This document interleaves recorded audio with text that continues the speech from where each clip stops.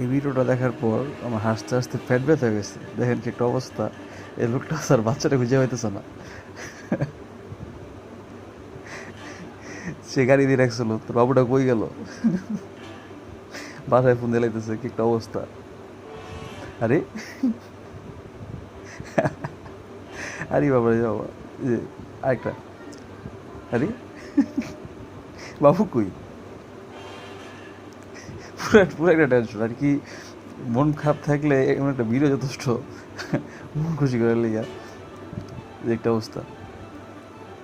আচ্ছা, ঠিক আছে। হু,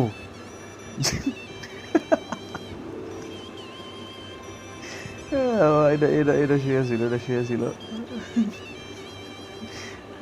কই গেল জানো, কোন যে অবস্থা।